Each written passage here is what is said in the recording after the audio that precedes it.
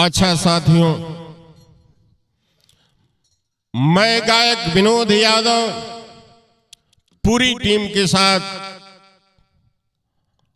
आज Bhimpura RV studio में बिरहा का रिकॉर्डिंग चलत बा।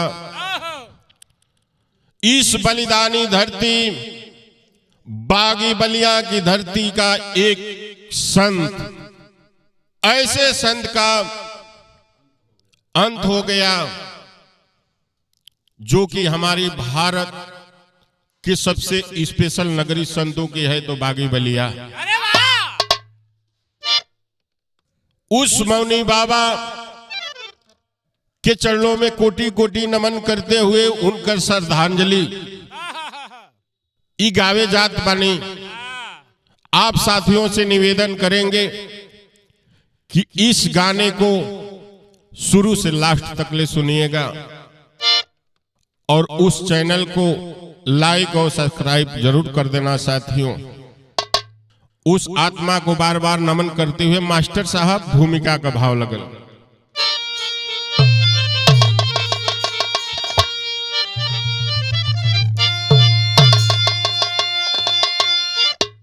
भीरगु बाबा की नगरी संत महर्षि की धरती, तपस्या में लीन मौनी बाबा कहाए।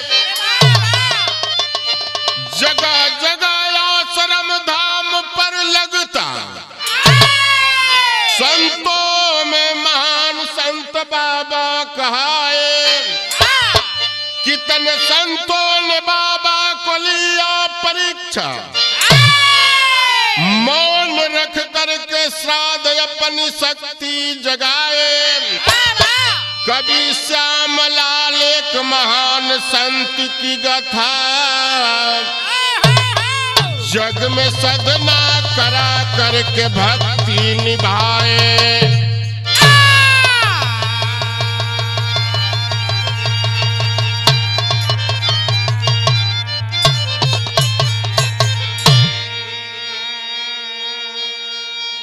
ये बाबू कहल गई, ये बागी बलिया की धरती भीरगु मुनि दर दर मुनि की कहे जाने वाली ये बागी बलिया की धरती है। आज मौनी बाबा अपना एड़ा जमाए थे डूहा बिहरा के धरती पर। एक से एक संत आए बाबा का परीक्षा लिए, लेकिन मौनी बाबा सब परीक्षा में पास होते गए, सबको फेल करते गए। संतों में महान संत थे बाबा मौनी दास, उन्हीं की कथा है साथियों। एक लाइन यहां गजल का अंदाज में मास्टर तनी आ जाए।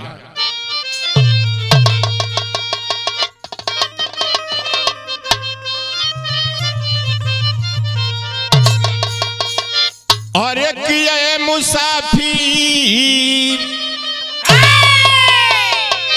और एक ये मुसाफिर भटकता है क्यों दर बदर।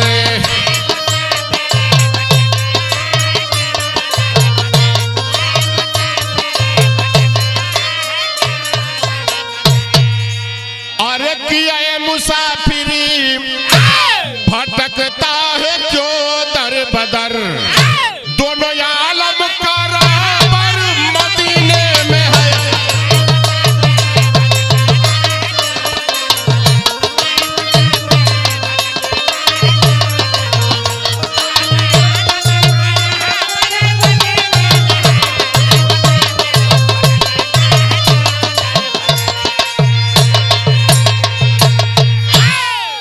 लेकिन कवि जी कितना सुंदर भाव दिले हवन। और कि मौनी बाबा की गरिमा ऊंची रहे।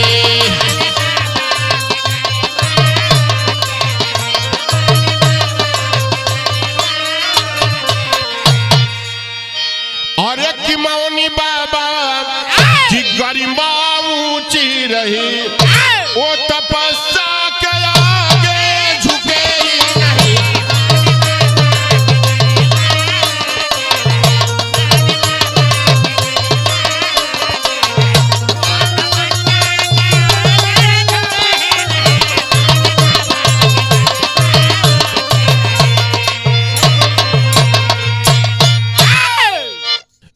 बाबू मौनी बाबा की गरिमा ऊंची रही, हर संतों से महान संत थे, बहुत साधु अलन, लेकिन ये कहानी का शुरुआत भइल। अब भइल का मास्टर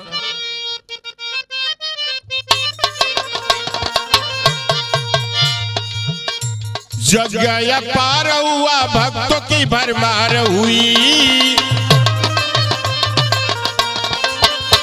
जहां वो जाते वहां भीड़ भी अपार रहे।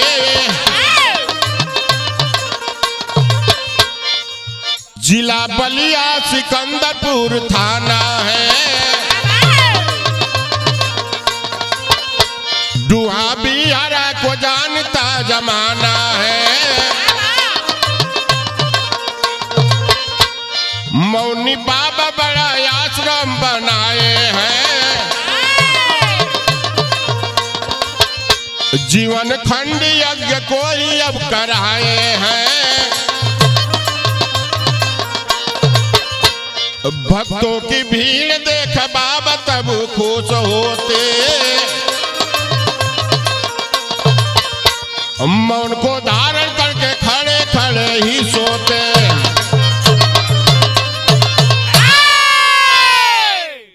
ये बाबू बलिया जिला थाना सिकंदरपुर अंतर्गत डुहा बिहारा गांव के बगल में उस सरजू तट के किनारे पर बाबा का मंदिर है। उसी मंदिर पर बाबा ने ऐसे मंदिर बनवाए जहां पर पर डे 300 से लगाई 500 हजारों की तादाद में लोगों की भोजन चलती थी। वहां बाबा ने अपने भक्तों के साथ लीन रहते थे तपस्या में, कोई मोह न कोई लालच न माया। एक दिन बाबा के मन में उद्गार मचल बा। का उद्गार मचल मास्टर साहब? गीत बदल गए।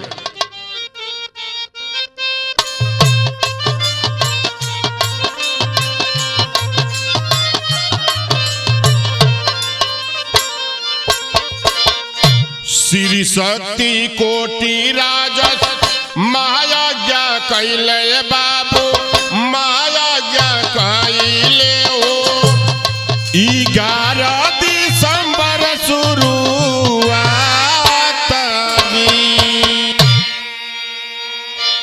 संतों में महान संत पवले ने वतवाए बाबू, पवले ने वतवा हो जियते समाधि ले बात जी। आज बाबूजी बाबा के मन में ऐसन उद्गार मचल, सुचलन राजस विजग का उद्घाटन शुरू कैलन 11 दिसंबर 2024 को।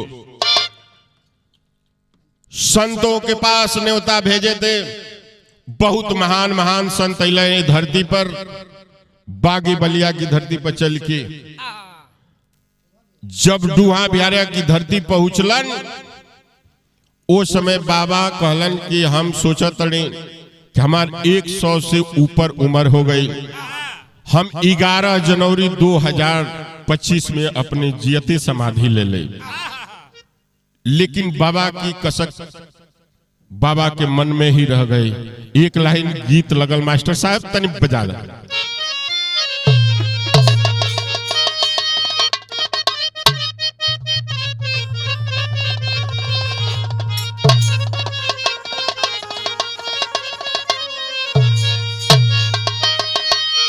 उहे गीत बाजन मास्टर साहब सके कले बना। और पिया बिनु दैया पिया रैली सुनर सखिया, अजैया से गवनवा हम आइल सुनर सखिया।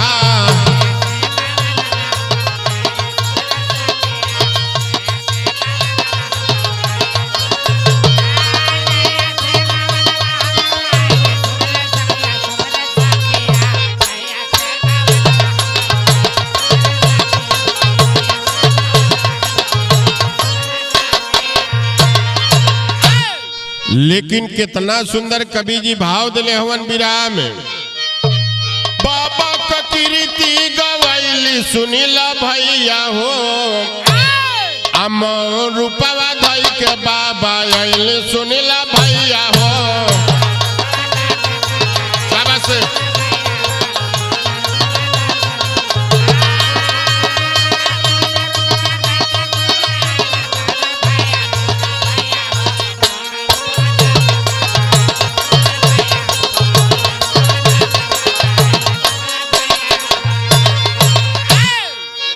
अरे कि रुद्राक्ष माला भूत चमत्कारवा आ भक्त गण के करे लगल बाबा उधारवा।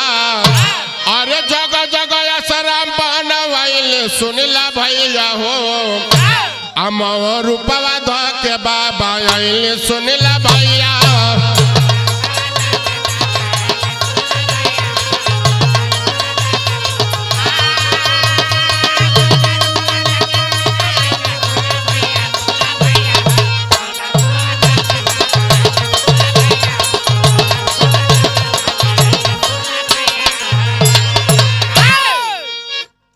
बाबा अपने भक्तन बदे कम से कम 1 2 3 4 500 ना हजारों के तादाद में गाय भी रखवलन अपनी भक्त के सेवा करे बदे।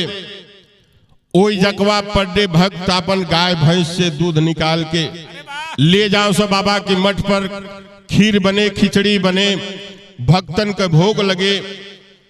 ऐसा महान काम करते थे मौनी बाबा। लेकिन भैल का मास्टर दूसरी लाइन लगा गीत का।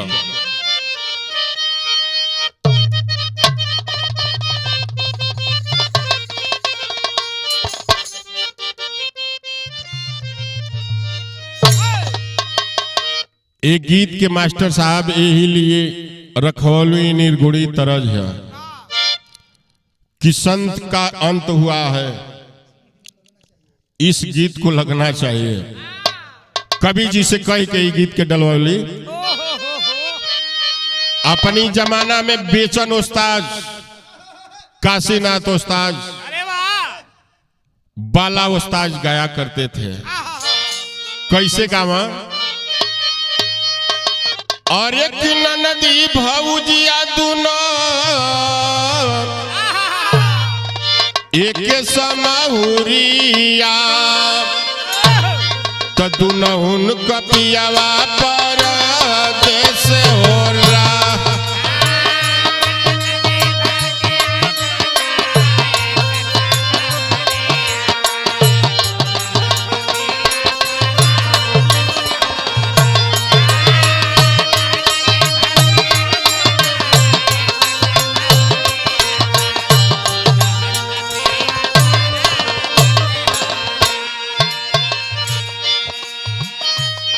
लेकिन कितना सुंदर कवि जी भाव दिलेवन तरजिया ले सुंदर कवि जी भाव बाटे। और भक्ति से झूमत बाटे ए बाबू धरती गगनवा मनवा भी हंसी जाला भक्ति में।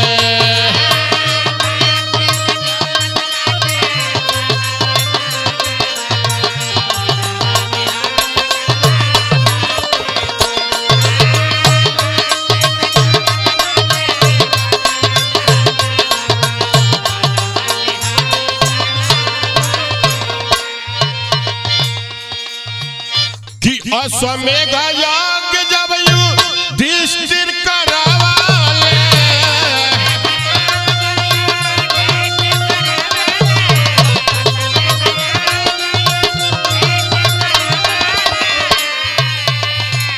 वैसे हर जुगावा में मनवा बढ़ावाले।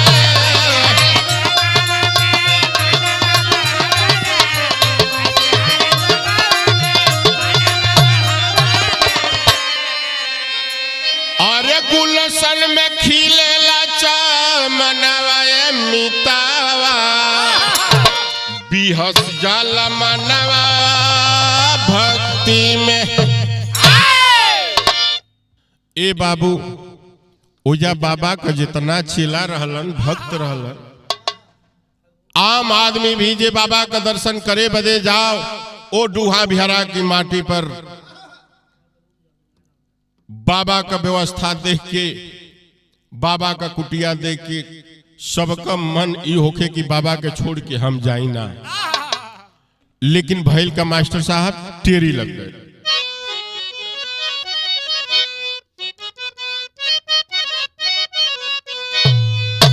कि बाबा की गरिमा दीक्षा बन गई, हर युग में लिए भगवान भक्तों की परीक्षा, अरे परीक्षा, अरे परीक्षा, अरे परीक्षा।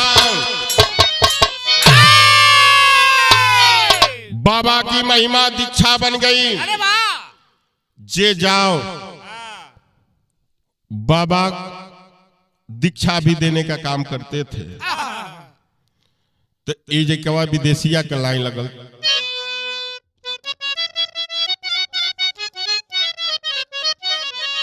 कि डूहा बिहारा शुरू भइली,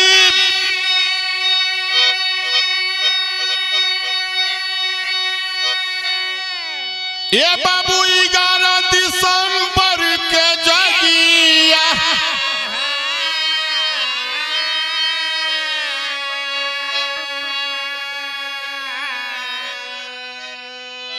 मौनी बाबा जय जयकारा गुजल बादा गाना।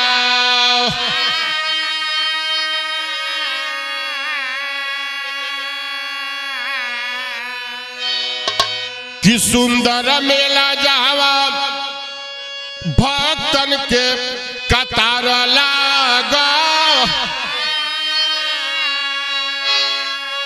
और 19 जनवरी के होई है अंतिम दरास।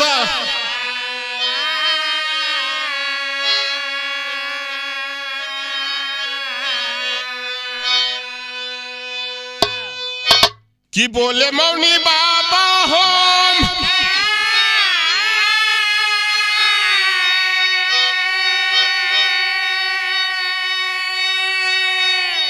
और जियत समाधि ले,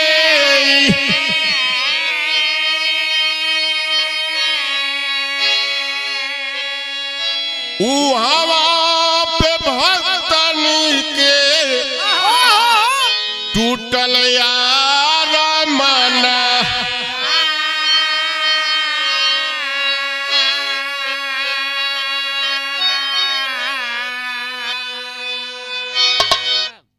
ए बाबू बाबा 11 दिसंबर के जग शुरू करा दिया 2024 को। जग जब शुरू भइल, मौनी बाबा का जयकारा लगे लगल। इतने नहीं, बाबा कहलन कि एक सुंदर मेला भी लगेगा। आई जग ऐसा मैं कराऊंगा कि द्वापर में युधिष्ठिर कराया था, न सतयुग में हुआ था, न त्रेता में हुआ था, न कलयुग में हुआ था। कलयुग में अब जाकर के बाबा मौनी बाबा ने कराए। 40 दिन जग युधिष्ठिर का ही चला था साथियों। लेकिन जब कुल बात कह ले गलन, मौनी बाबा एक ठे बात कहलन। भक्त सब एकदम शांत हो गए बाबू। कहलन मौनी बाबा कि हम 11 जनवरी 2025 को हम जिंदे समाधि लेंगे। जितना भक्तगण रहलन एकदम मायूस हो गईलन कि बाबा हमनी के छोड़ के चल जाइए। शुरू से ही ओडिया बाबा, अभी वर्तमान उन्हीं को उनकी उपाधि मिली है। ओडिया बाबा एकदम छोटा बालक थे, मौनी बाबा ने उनको पोस पाल करके आज महान बना दिया, महान संत के रूप में है। ओडिया बाबा को उपाधि मिली मौनी बाबा के मरने के बाद। लेकिन यहाँ पर गीत बदल गए मास्टर साहब, और उहे गीत बा जौन आज का बजत बिया।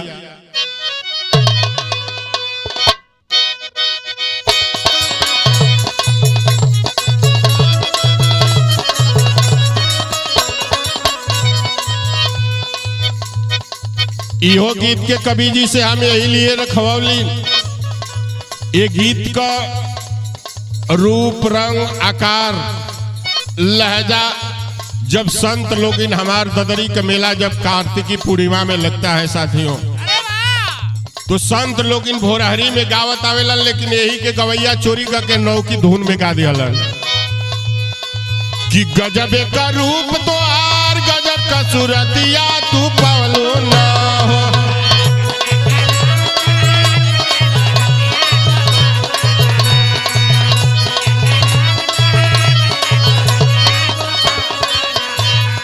ओ गोरी हमके दीवाना बनवलो ना हो।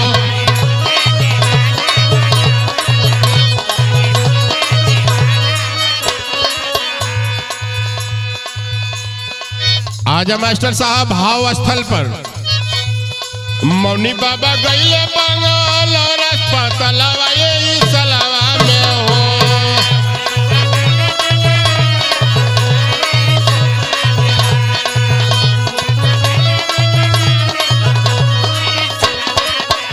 ओ घेरी लिहलस अब कला ये सलावा में हो।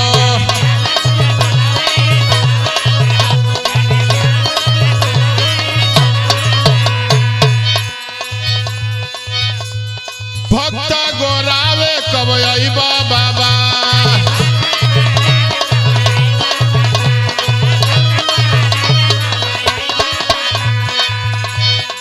प्रसाद बाबा के सब पइए बाबा।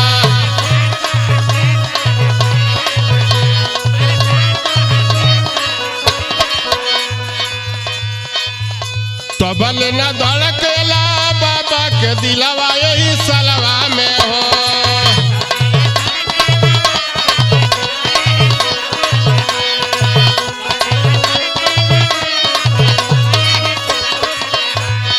घेरी लिहला सकलवा यही सलवा में हो।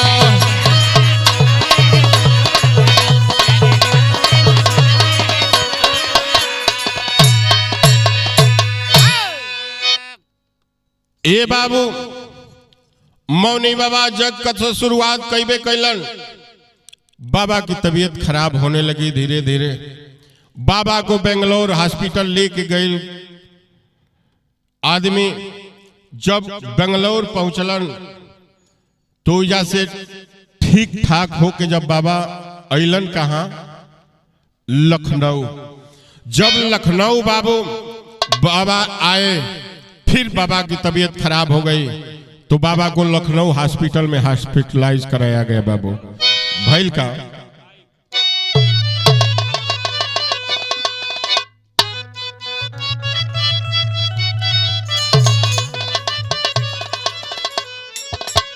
अरे बेंगलौर से अइले बाबा लखनऊ राजा धनिया मोरे राम।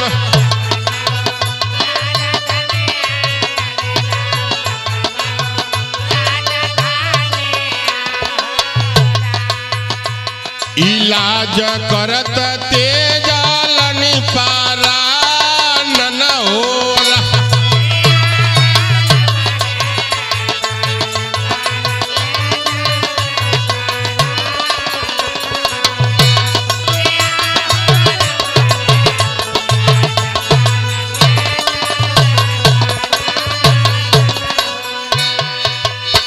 दूहा बिहारा जोगिया पूरा उतनाई भाई मोरे राम।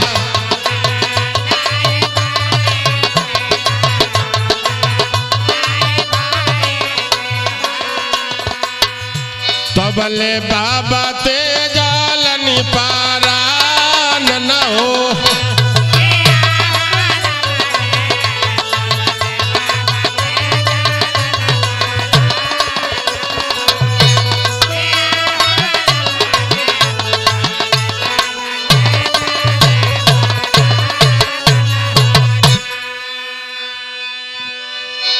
ए बाबू बाबा ठीक ठाक हो जगवा से हो के लखनऊ जब अइलन हॉस्पिटलाइज करावल गए। बाबा वही हॉस्पिटल में दम तोड़ दिहलन। पता चलल कि भाई जग का पुरावती भी समय ना भइल बा। 10 तारीख के दिन बाबा इस देश दुनिया इस जीव जहान को छोड़कर चल बसे, लेकिन भइल का मास्टर आल्हा का भाव बा।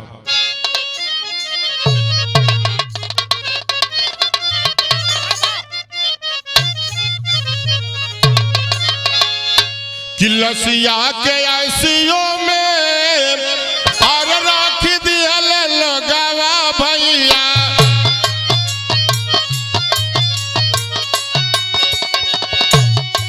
दूहा बिहार अइले दियल सबके जन।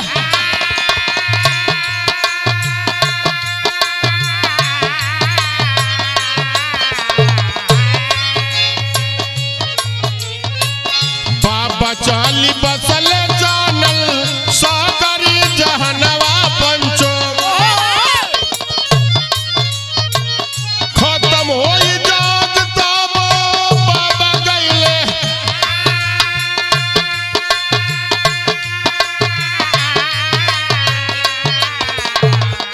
होई समाधि वही दूहा बिहरा में भैया, सुनी के बात सब गइल पगला।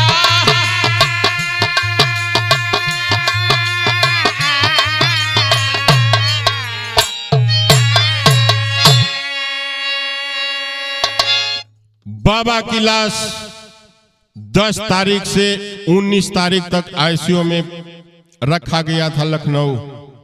जग का पुरावती जब 19 जनवरी 2025 को भइल, बाबा की लाश 20 तारीख को आ गई और बाबा को समाधि दी गई।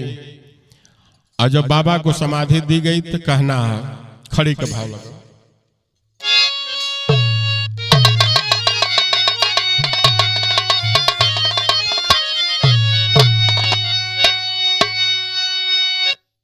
हर मौनी बाबा हमारा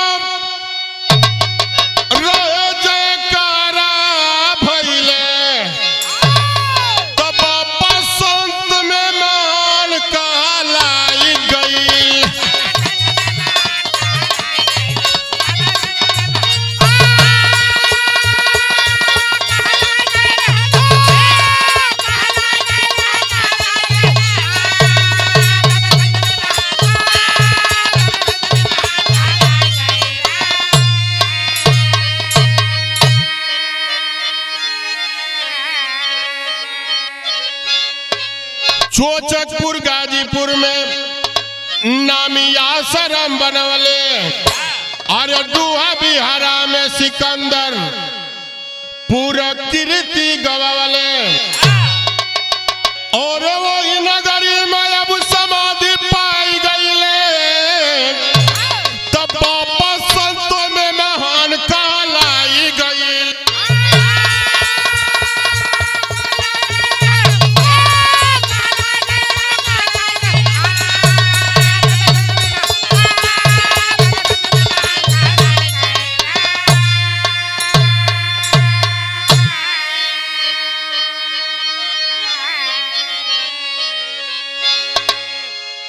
बाबा को श्रद्धांजलि समाधि दी जाती है। भक्तों ने माला पुष्प से भावभीनी श्रद्धांजलि करते हैं। हमारे गौले का सुनो भैया, ये अर्थ बा कि महाकुंभ में बहुत तमाम तरह के संत आए हैं, लेकिन उन संतों में ये संत नहीं थे। ये महान संत थे, इनकी कीर्ति होनी चाहिए। यहीं से कहानी का समाप्त भइल मास्टर साहब कि कुसुम प्राग स्वामी जद्दू गुरुदेव पूज्य हमारा।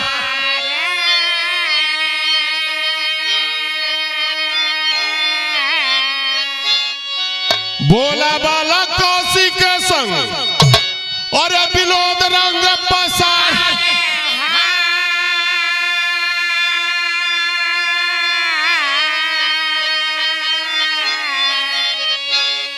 हरे बाबा की महिमा दीक्षा बन गई तो विनोद